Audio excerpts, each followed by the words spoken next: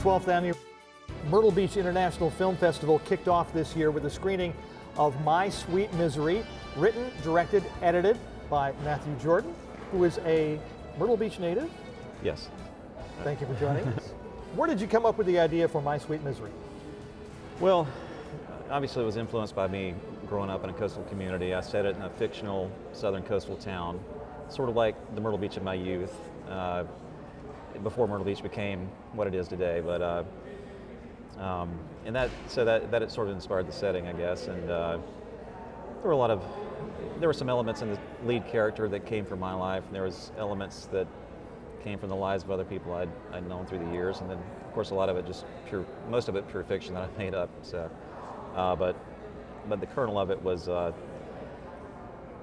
of the heartaches I guess I'd been through, and others I'd known had been through. So it kind of. There's a whole process that goes with making a feature-length film. You got to raise the money, you got to write the script, you have to put the whole cast and crew together. Explain how you went through that process, and how long did it take, and how did you end up finally with a final product? It was quite a process. I wrote the script first. I thought I had an avenue to come up with money, and then that fell through, as I guess it often does. And then I had a friend who was a lawyer, a tennis buddy of mine, and he was on the board of Workshop Theater in Columbia, South Carolina, and he was friends with the producer of the theater there, and so the three of us kind of teamed up and just started raising money through the arts community, people who donated to the arts and so forth. That was kind of our main avenue, and I just gradually pulled it together. And then, of course, the process of shooting it was crazy. It was a 3-week shoot, and I lost 19 pounds. It was such a stressful experience. Well, stressful, but exhilarating also. Sure. And then it was then it was shot on film. Had enough money to get through production. Ran out at the end of the production, so it was stuck in film lab purgatory for literally a couple of years. I mean, so it was raising money then to get the film out of the labs so that I could edit the movie, and then finally got to that point, and then eventually had a finished film. So it was quite a process. So, What's next for you? This was filmed in 2009.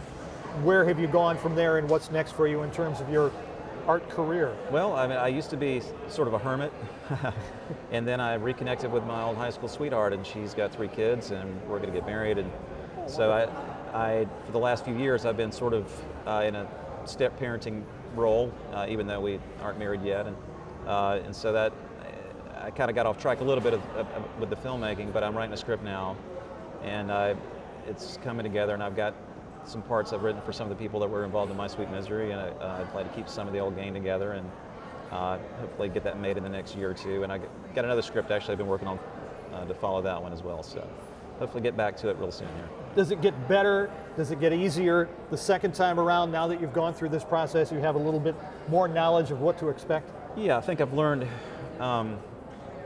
areas where I can compromise, where I can't compromise. There's only you go through the process, and that's really the only way to really understand what you're doing, I think. That was sort of like a student film for me in a way, although and I'm very proud of it as a student film, but I feel like I can grow and take it to the next level potentially with the next film. And so that's where I'm at right now, I guess.